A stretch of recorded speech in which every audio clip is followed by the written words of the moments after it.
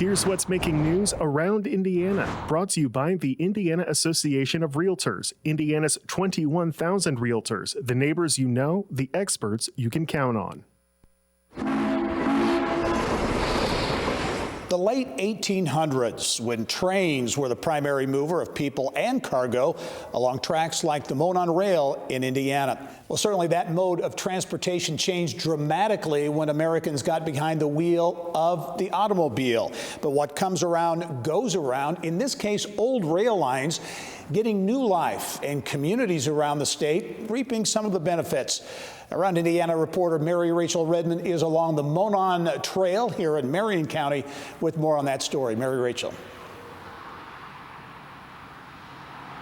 Well, Gary, the Monon Trail in Indy stretches 10 miles and beyond into Hamilton County.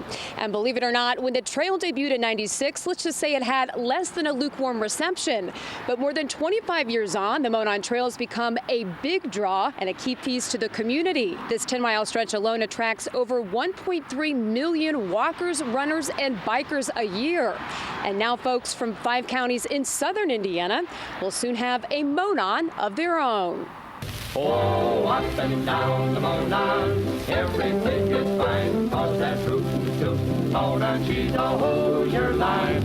Oh, the historic Monon Railroad can trace its roots all the way back to New Albany in 1847. The Hoosier line would come to define an era. But times change. After sitting idle for nearly 2 decades, plans are now underway to revive this abandoned stretch of Monon Rail into the state's longest trail. Here you have one contiguous trail that will link 5 counties and half a dozen or more communities.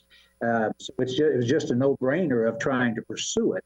The Next Level Trails program that Governor Holcomb has instituted, I mean, this was tailor-made for it. And you've got over 62 miles there going through some really, from a natural resources perspective, some pretty areas. Once the project is complete, Bortner says he thinks the Monon South Trail will become a destination location and a major economic driver in the region. This is going to be a national story.